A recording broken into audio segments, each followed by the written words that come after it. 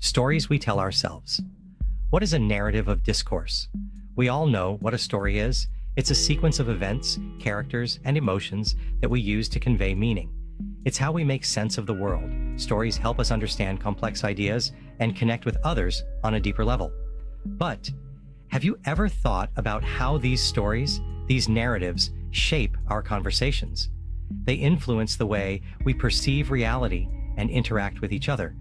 That's what we mean by narrative of discourse. The dominant stories that control how we talk about things.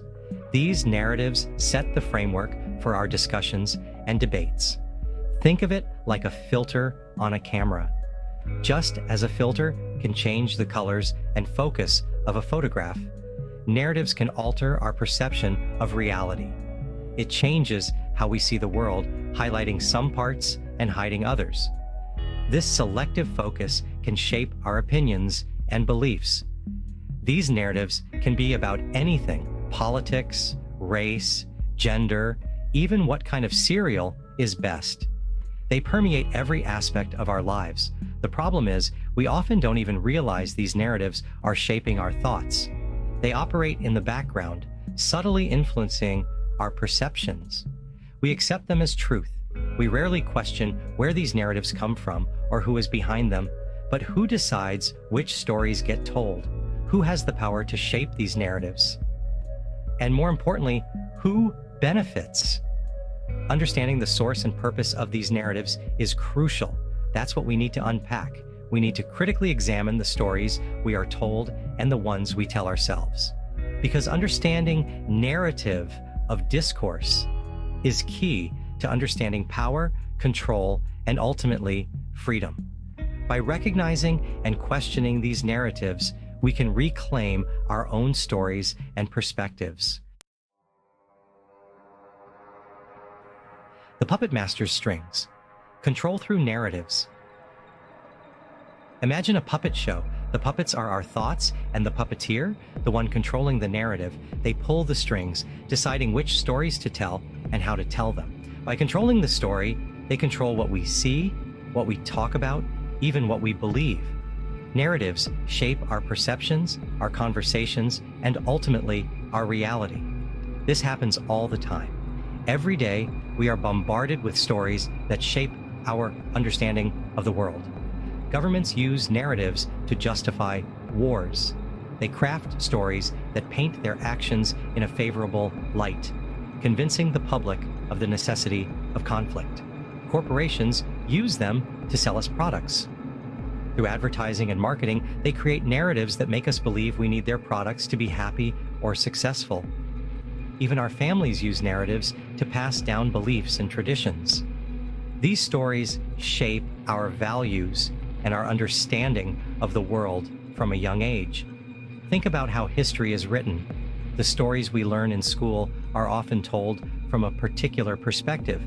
It's usually the victors who get to tell their side of the story. They shape the narrative to highlight their achievements and justify their actions.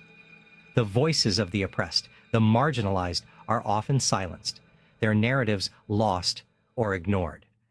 These untold stories are crucial to understanding the full picture. This control over narrative is about power.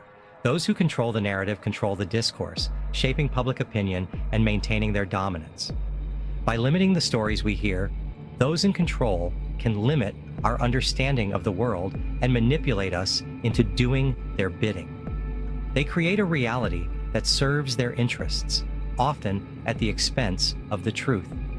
To break free from this control, we must seek out diverse voices and stories. By listening to a wider range of perspectives, we can gain a more complete understanding of the world and challenge the dominant narratives that seek to control us. Breaking free from the echo chamber. Discourse as liberation. So how do we break free from these controlling narratives? The answer is discourse. Real, open, honest discourse. It's about creating spaces where everyone feels safe to share their thoughts and experiences without fear of judgment or retribution.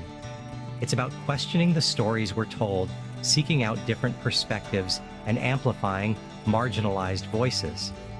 By doing so, we not only broaden our own understanding, but also validate the experiences of those who have been silenced. Think of it like this: a single story is like a single instrument. It might be beautiful, but it's limited in its scope and depth. It might be beautiful, but it's limited. It can only convey so much on its own. Discourse is like an orchestra with all its complexity and nuance. Each instrument adds its unique voice, creating a richer, more intricate tapestry of sound. It allows us to see the full picture, to understand the world in all its messy glory. Through discourse, we can appreciate the beauty in our differences and find common ground. When we engage in open discourse, we challenge the status quo. We question the narratives that have been imposed upon us and seek to understand the underlying truths. We create space for new ideas, new perspectives, new possibilities. This collaborative effort leads to innovation and progress, pushing the boundaries of what we thought was possible. This is how we dismantle oppressive systems and build a more just and equitable world. By embracing discourse, we pave the way for a future where everyone has a voice and every story is heard.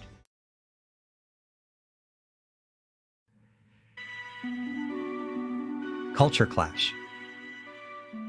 When traditions muzzle freedom of speech, this is where things get tricky. What happens when cultural narratives clash with freedom of discourse? What happens when someone's right to free speech infringes on another person's cultural beliefs? There are no easy answers. But one thing is clear: silencing dissenting voices is never the solution. When we shut down dialogue, we shut down progress. We allow harmful narratives to fester and grow. Instead, we need to find ways to engage in respectful dialogue, even when it's difficult. We need to be willing to listen to each other, to understand different perspectives, and to find common ground.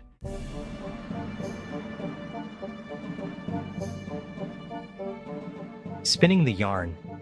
Different narratives, different agendas. Not all narratives are created equal. Some are designed to inform, others to entertain. Some are used to unite, others to divide. Understanding the different types of narratives and their intended effects is crucial. There's the hero's journey, the David and Goliath, the us versus them. These are just a few examples of common narratives that are used to shape our understanding of the world. By recognizing these narratives, we can start to see through the manipulation. We can start to ask ourselves, who is telling this story and what do they want me to believe? A world of open dialogue. Why diverse voices matter. Imagine a world where everyone has the freedom to speak their truth, where diverse perspectives are valued and celebrated, where open dialogue is the norm, not the exception. This is the world we need to create. A world where the narratives that shape our lives are not dictated by the powerful few, but by the collective wisdom of humanity. Because when we listen to each other, when we learn from each other, we grow, we evolve, we create a richer, more vibrant, and ultimately more free society. The price of silence. What happens when we don't speak up? History is filled with examples of what happens when we allow fear to silence us. When we fail to challenge harmful narratives, we become complicit in our own oppression. Think about the Holocaust. It was the silence of so many that allowed this atrocity to occur. The same can be said for slavery, for Jim Crow, for every injustice that has plagued humanity.